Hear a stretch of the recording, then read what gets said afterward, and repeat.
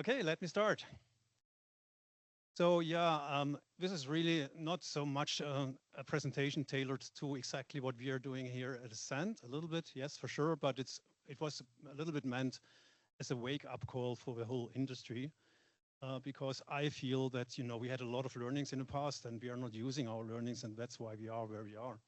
So learning from past mistakes, I called it. It's a pretty provocative title. And I want to start my presentation if the slides are moving still. Did work before. What's happening now? Okay, back to the mouse. With this first slide and really go back 30 years roughly from now. Most of you will remember, or at least have read about that, if you're not old enough to have worked in the space already. But back in 1999, when we had the first really hype in gene therapy and the field just started to mature, unfortunately, we experienced the death of a guy called Jesse Gelsinger. It was an adenovirus trial, not to mix up with AV, adeno-associated virus, but nevertheless, this poor guy died, and that really had a huge impact on the whole industry, including Medicine, which is just next door, where we also did gene therapy at early time. So what happened is this guy had deficiency in ornithine transcarbamylase, a pretty mild one, would be controlled with a very strong diet. So he would live under a strong diet still today. And this guy actually received a dose of adenovirus, which was pretty high, 3 times or 4 times roughly 10 to the 13 particles. And the hallmark of his virus preparation was poor quality, especially a huge excess of non-functional capsids, empty capsids. So, that's the first learning. When did we start to hear about full empty ratios? I would say 30 years ago. And that's something which not only holds true for adenovirus, AV, but basically all the different viruses we are talking about. So the question is, did we learn from this early fatality? And I would say on a first view, clearly yes, because this is now the full picture on gene therapy approvals in the last, 20 years or so. The last 2 years, actually, I just added the ones I found for AV. And as you see, we saw an increasing number of approvals over time. It took roughly 10 years from the death of Jesse Gelsinger for the whole field to recover. But then it really ramped up, and I think this increasing number of approvals are really good measure of increasing maturity of gene therapy. And we just saw 9 approvals just for AV alone, which is significant. Now, all that looks good. However, click one slide further. Unfortunately, and now, a lot of what I'm saying is true for all the different virus modalities. However, I grew up with AV. That's what I do since 35 years. So my presentation is very much focused on AV. What we see since 6 years or so is increasing number of deaths reported of patients who were treated with AV. Not all of them have been proven to be drug related, but every patient death sends warning signals. And what happened to the industry is that, as I said, in the early days, after Jesse Gelsinger died, basically the whole interest in gene therapy was lost. All the capital was withdrawn. It took a long time for the field to recover. About 4 or 5 years ago, we had a real hype, and actually the company Ascend was founded into that hype. It was a good, basically, idea to start by that time. But then, we saw, again, this increasing number of deaths, and not only patient deaths, but other severe adverse events. Just last year, we read about a brain tumor occurring in a patient who was treated for a CNS indication. So all these alarm signals basically led to a situation where not only venture capital lost the interest in investing in gene therapy, but also a lot of big pharma companies decided to basically leave the field of gene therapy development, especially gene therapy. So let's have a closer look to the patients who died. And on the left-hand side, you see a table which is published. The black numbers are published. The red ones were added by Aaron Srivastava, which is one of the veterans and myself. And what you can see is from the 22 patients listed here, I don't claim it's a full list, but we tried the best to identify everyone who died. Only 2 received a dose which was below 1 × 10^14 vector genomes per kilogram patient weight. So, I'm not saying that larger doses are directly linked to patient death or severe toxicity. There's other things which have to come together. However, criticality, the safety risk is absolutely increasing when you get to these high doses. And the typical things we see is liver toxicity, immunotoxicity, and then also cardiac complications. So really what I want to always say to everyone who does gene therapy development is do your job, build the required potency into your product just to stay away from these high doses, which really become critical for the patient and basically for the whole field, because this is what happened now and the situation we have to deal with. So building high potency for me is absolutely key and something we have to do in the future to basically make sure that the whole field recovers. Now, if we talk about what has to be done in gene therapy, what you very often hear is we have to improve the quality, because obviously improving quality means higher safety for the patients. And we have to improve the yields, the productivity, because only then we get the cost of goods down to a level which makes gene therapies also commercially viable, especially when we need pretty high doses. By the way, when I talk about quality, I'm mainly always referring to drug-related impurities, not so much the process-related impurities, where we still have, a DSP process which can remove a lot of this junk. So yeah, we talk about quality and yield, but what we often forget is, and what is really sitting in the center, is potency. We have to build high potency into gene therapy products, because if we do so, we can reduce the dose, inject less impurities in the patient, increase safety, and at the same time reduce the burden for CMC. So hitting two birds with a single stone. Now let me come back to the table where I show you 3 of the approved products, all dosed in the range of 10 to the 14 vector genomes per kilogram. And the one I want to highlight here is Roctavian from BioMarine. You all might have read that 2 or 3 weeks ago was a press release them announcing that this product has now been withdrawn from market because it didn't sell, and we also didn't find a buyer for this whole product. But what I really want to highlight here is that an average, well, I'm not sure if that's still average, but let's say 75 kilograms is the average weight of a patient treated, then this sums up to 4.5 times 10 to the 15 vector genomes per hemophilia A patient. And before I show you what that actually means, I just ask you here in the room, but also online, any idea how many cells our bodies consist of, or liver? Now you're all on mute. Maybe the guy sitting here have a chance. If not, I will just tell you. Typical body consists of 10 to the 13 cells, and the liver makes only 2%. So we talk about 2 times 10 to the 11 cells in average for a liver. And we bombard the patient with 5 times 10 to the 15 vector genomes, more than 10,000 vector genomes per liver cell to basically achieve efficacy. That's a lot. So can we do better? I would say yes, we can. But before I give you a few examples how we can build potency into AAV vectors, I just want to remind everyone it's not as simple as, potency means delivery of a vector into your target cell and then getting expression and functionality of your gene of interest. It's a lot more. We have, for example, also to think about detargeting, because we don't want to hit highly immunogenic cells like antigen presenting cells, as an example.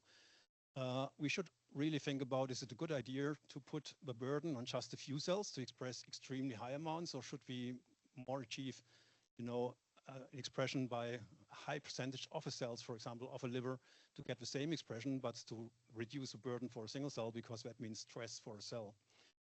We need to think about immunogenicity, mode of action, delivery route, because, obviously, for example, if you think about systemic delivery, there's a lot of physical barriers which we have to bypass before the vector actually achieves or reaches, the target. And we should also think about gene regulation, because in many instances, the therapeutic window might be pretty narrow, and it's not a good idea with a single shot, high expression, trying to hit a window in a patient population which is highly diverse. Then for sure we need in vitro potency assays, but as you all know, in vitro potency assays have a lot of limitations. I think they are good to release batches. They are not really good in order to predict potency in vivo. And that's why we also need really highly predictive animal models. So quite some complications you have to think about early on, but now let's focus on how can we build potency into vectors. And I just really want to focus on 3 levers here. 1 or 2 are related to lead candidate selection. So capsid choice, and then the payload, the DNA we put in the capsid purposely. And then we also need to think about the CMC manufacturing platform. Because a mistake we often see in this industry is that people don't think about what the target product profile and the quality target product profile of their commercial product is. We have just the phase 1 readout in mind, and I come back to that later on, and then choose a platform, which is really a very, very bad decision. And choosing a platform means that you ideally find the platform which supports the TPP, QTTP of your product, and which also allows to tailor for your specific needs. And this has to go hand in hand with product development. You cannot do the one without the other. If you try to do that, there's a good chance for you to fail. So let me briefly walk you through these different things we can do. Let me start with the capsid, and luckily nature really helped us a lot already, because there's 13 natural serotypes. Some talk about even 16 natural serotypes. We have more than 100 natural isolates, and the number is steadily increasing. And nowadays, we can even package AV2 genomes into the capsids of completely different parvoviruses. So we have a lot of choices. And then, you know, the scientific community in the last 20, 30 years did a terrific job in doing all these capsid engineering technologies like peptide display, error-prone shuffling, or more recently also plugging in machine learning. So we can tailor capsids as we need for specific targeting and also detargeting. However, if you look, and that's again from a review from last year, if you look in the use of capsids in all the AAV trials, you still find that roughly 80% use still wild-type capsids, and only 20% are now using these engineered whole capsids. I come back to that in a second, why that is. So capsid development is a really exciting field. We have experts in the company, Becca and her team actually, they started with capsid development for Freeline. It's exciting, you find hundreds of publications. I didn't really know which one to pick, so I just decided for 2, because these 2 publications highlight that a single exchange of an amino acid in a capsid basically can render a capsid which is non-permissive for a given species, all by the sudden permissive, or which, for example, allow to detarget from a liver and avoid too high transduction of a liver if that's not desired. So, you know, there's a lot of potential in capsid development. However, capsid development comes with challenges. One is the so-called cross-species barrier. So in early days, we tried to identify capsids in vitro, for example, in isolated cells, or later on in mice. But then we learned very quickly that unfortunately, you know, a great capsid which is working in mice or in vitro is not working in human, vice versa. So, you know, capsid development is basically linked to a lot of development work, and we have to look in all the different species you have to plug in for preclinical and clinical development. The other thing is, and that's even more recently, we started to learn that unfortunately, promoters, which drive your gene of interest, crosstalk with the capsid and cellular factors. So, you know, you might end up in doing everything right in capsid development, go through all the species, use all the great technologies, but unfortunately use, for example, a constitutive CME promoter and, you know, promoter gene.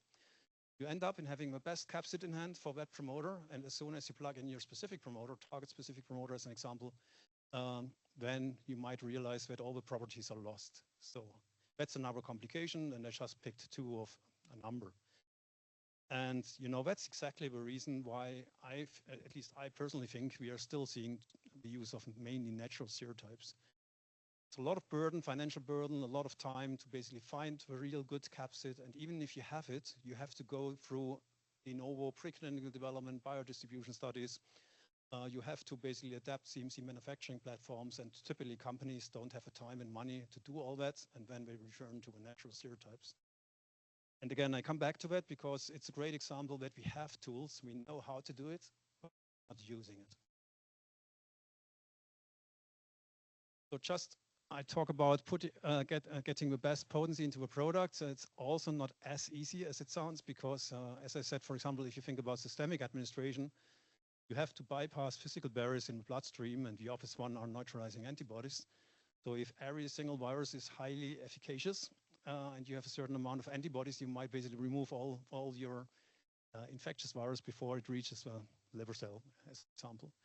So it might be beneficial even to have a certain amount of non-functional capsids just to keep the system busy and to saturate all the physical barriers. Another example I want to highlight is even if the particle reaches a cell, enters a cell, for example, if it's highly phosphorylated, it might very quickly end up in proteasomal degradation.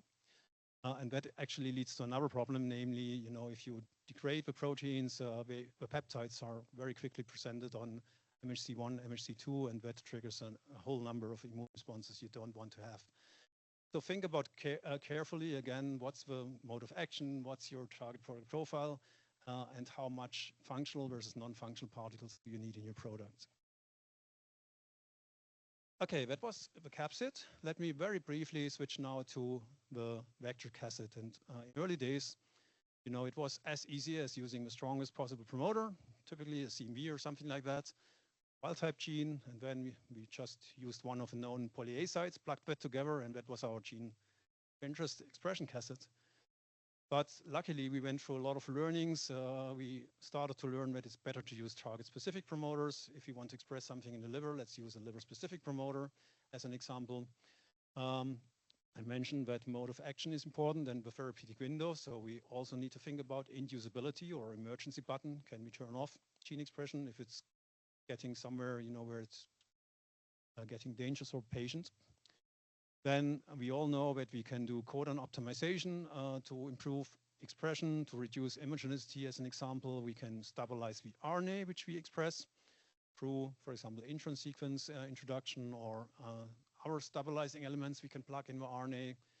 We can even detarget from cells. For example, if we have a capsid which transduces, let's say, APC cells, there are microRNAs which are specifically expressed in APC cells. And if you have a binding site for those microRNAs in our gene expression capsid, basically we avoid expression of our gene of interest in APCs. There's a lot of things we can do.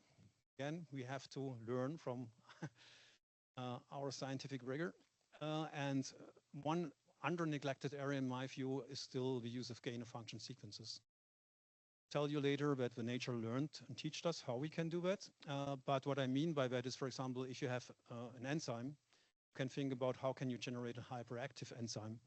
Or if it's a protein which you just needs to be in a circulation, like a human factor VIII, you can think about how to stabilize that to have a better half-life, and then you don't need these high expression levels. So there's a lot you can do when you do gain-of-function, or when you think about generating gain-of-function sequences. Now, one real-life example, that's Roctavian, and yeah, funny enough, I built that presentation 2 months ago or so, and as I said, 2 or 3 weeks, we learned that Roctavian was withdrawn from the market. But what happened? Right-hand side, you can see a graph, something typical. When you treat the patients, they receive pretty high doses, get really strong expression of factor VIII. It's a bridging factor, so it brings our clotting factors together in the blood. However, you see a very fast, steep drop of expression. And in many cases, latest after 4 or 5 years, these patients are basically back to expression levels, which basically bring them back on the standard of care treatment needs. You can imagine that, that's not what we initially wanted to do with gene therapy, a one-shot treatment, and then we have a cure. And there's still a lot of risk associated with gene therapy, and patients don't want to go and accept those risks. They know in 5 years they have to do standard of care treatment anyhow again. So what happened? Why is this occurring, especially for hemophilia A? I think there's a number of reasons which are also discussed in the community. And one is the factor VIII clotting factor, the gene is too big to fit in AV. Too big for 4.7 or 4.5 ABE capsid. So what we did is we deleted a domain which is not required for this bridging function. However, unfortunately, it's required for highly efficient secretion and also stabilization of a protein in the circulation.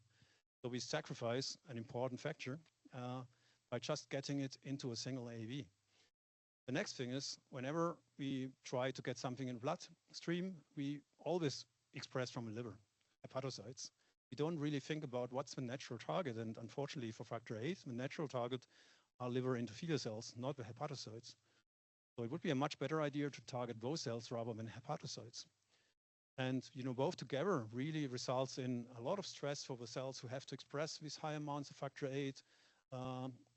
This basically triggers an unfolded protein response, and that again triggers all these immunological problems which result in either depletion of the cells, which would contribute to factor VIII expression or minimum epigenetic silencing. So you lose expression over time because body tries basically to defend with an unnatural physiology, which is happening here. So I just want to give you examples how we could do better in the future. I think you all know that nowadays, luckily, everybody talks about the use of dual vector systems, splitting basically the information either on DNA, RNA, or protein level on different vectors, and then making sure that these things come together to reconstitute a functional gene in the body. And we have clients also doing that, so I'm really happy to see that. 5 years ago, I was talking against the wall when I said, let's consider using split vectors. As I said, we should target endothelial cells rather than hepatocytes. We have the choices with all this capsid technology. And then, as I mentioned earlier, we should think about how can we stabilize factor VIII products. Reintroducing the BDD domain, but also maybe adding, for example, passylation site, which is known to stabilize proteins in the bloodstream. Okay, so the last part is CMC manufacturing. And again, that's for me an under-neglected area because typically companies look for who is the cheapest, who is the fastest. They don't think about the specific needs. That's how we choose their CDMO partner or also how we do internally. However, unfortunately, the CMC platform has a lot of impact or can have a lot of impact on potency and also quality parameters, which then indirectly impact potency and safety.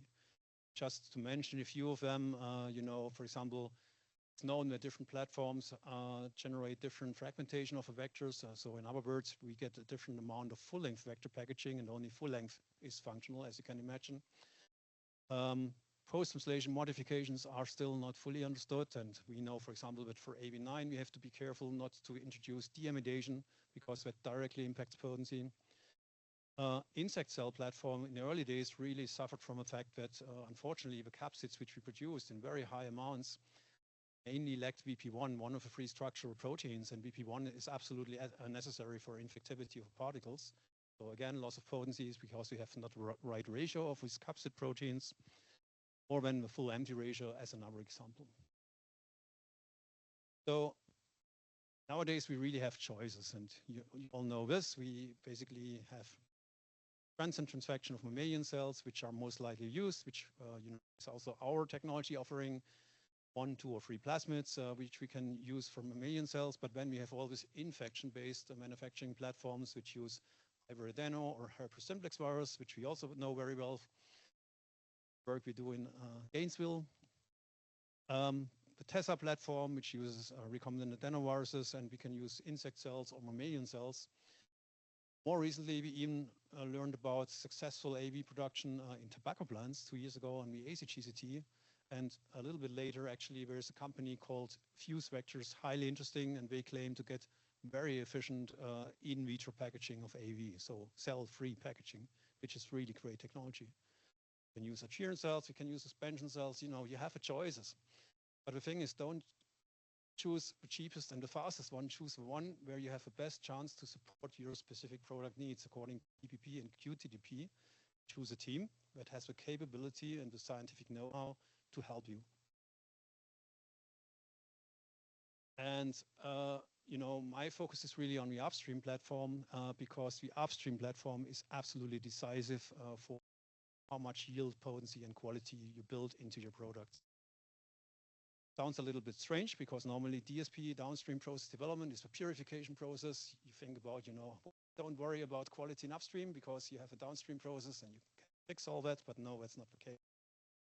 And you see here a number of quality attributes which are directly impacted by the choice and the design of your upstream platform. And one highlight is really the molecular design of your starting materials, so plasmids or the viruses which you use for infection-based processes, and then the choice of a cell. These together already have a huge impact on potency, quality, and yield. When we talk to clients, we often hear, well, you optimize your platform with bring residual DNA packaging down, packaging of plasmid DNA, host cell DNA. Well, we don't care because, in literature, you don't find any hint that these guys have been ever related to any harmful outcome for patients. I would say, well, even if that's the case, I would say we have a commitment. We have to make sure that the patients are safe and get impurities out of our products. But even you don't share with few. There's a number of publications which came out at the time where we started to do our own work at Freeline, demonstrating that actually all these impurities which we package can be expressed in vitro and in vivo. And for example, Brimble et al. Here on the left-hand side, that's a guy from St. Jude Children's Hospital, was the first publishing that impurities which are packaged, so DNA sitting upstream of a P5 promoter of AV, they are not only packaged, they are expressed in vitro, in vivo, and even we have shown that they can trigger immune responses. Be careful, fetal DNA matters.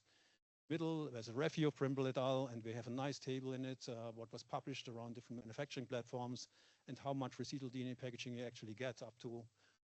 We did anymore, I think it was 13% or so in this publication, so significant. We are much below that. Then on the right-hand side, that's a recent publication, I think from last year, where I think for the first time a biopsy from a guy in an SMA trial was taken. He suffered from a very strong liver toxicity. And they looked into what DNA they find, and not fully surprising when they not only found the desired vector in the desired configuration, but they found vector fragmentation, vector rearrangement, all the chunk DNA, from the plasmids, everything. So what is in your batch will end up in your patient and actually remain there for a very, very long time. So be careful and make sure that you get and build high quality also in terms of residual DNA packaging in your vector. Now, coming back to potency, how can you generate potency into products? And that's, again, a real life example. That's a slide we pulled together at Freeline at a time where basically we tried to compare our trial for hemophilia B, which was our lead indication, with trials from our companies and also an academic institution, which is the UCL, University College London. These trials really used more or less the same expression cassette. Differences were, in early days, everyone used wild-type factor IX sequence. Later on, everyone switched to a hyperactive variant, Padua. So that's, again, where nature teaches us how we can do things. Padua is a single-point mutation in factor IX, which was identified in an Italian family, and that basically results in a roughly 5-fold hyperactive factor IX. Great example how we can build potency here by nature to a product. So wild type versus gain of function, gene of interest. And then, these companies and academic institutes use different capsids, AB8, 5, RH74, a variant of that, and ABS3, which was our, so to say, at Freeline. And we also use different manufacturing platforms, insect cell platforms, or different versions of a mammalian platform. The only thing I really want to highlight on that slide is, depending on what choices you make, you can basically build a 100-fold higher potency into your product, and it's clinically proven. You see that factor IX activity in patients is 100-fold higher if you have good choice of your capsid, mammalian expression, and Padua version. So hopefully, in this short presentation, I could convince everyone that you have a lot of tools how we can build potency, and there's more we can do. We just didn't have the time to talk about all that. In order to build potency into our gene therapy vectors, what I didn't mention is, in order to do so, we really need to understand not only our product, but also our process from day one. So we have to invest heavily in cutting-edge analytics, something we also offering here in our company. And in my view, from a scientific technical point, there's really no excuse at all anymore to use that high doses in the range of 10 to the 14 or even above. However, fortunately, and that's my wake-up call for the industry, however, I also have a wake-up call for investors and those giving us money, because to be honest, we are getting more and more unrealistic how quickly we can develop products and how cheap we can do it. That leads to a situation where in many cases, we do minimum invest in all the early development, and that doesn't pay off, because then, we'll see a lot of problems in later development when we come to phase 2, phase 3, even try to commercialize product, and in many instances, you actually have to go back to start, and then you lose your competitive edge because others are faster, have done things quicker and better than you. Not quicker, better. So a slightly higher invest in early development certainly pays off for a smooth in clinical development and getting the products to patients. And this is again a provocative picture I want to show you. Let's assume we have a venture capital firm, we have a certain amount of money, and they want to spread their risk. What we typically do is we invest in, let's say, 20 companies. So every company, let's say, gets 5% of the money they have, and 16 will fail because, they didn't have enough money and time to do a proper job. 4 might survive. The venture capital firm could have also decided to just invest in 5 companies, but give them more money to do things better and use all the scientific knowledge we have in the community. As a result, maybe 4 would survive and only 1 would fail. For our investor, doesn't matter, both scenarios, 4 companies did it, maybe we get a threefold, fourfold return of invest. It does, however, very much matter for the whole field, because in the upper scenario, you will read a lot about lack of efficacy, safety issues, even patient deaths, and exactly what will happen. The trust is basically decreasing and all the money is withdrawn from the field. And that's exactly where we are now. If we focus on the lower scenario, everyone will talk about great clinical efficacy, safe treatments, patient cures. Do so, then hopefully, this field recovers, and I think it highly deserves to recover. We are a company, with decades of experience. Many of our stuff also comes from product development. We went through all this pain and learnings. So, we not only can basically provide the capacity you need, but also we have the capability to find tailor solutions for your specific needs. And it can help you also to find PP that's required. And that, I want to thank everyone.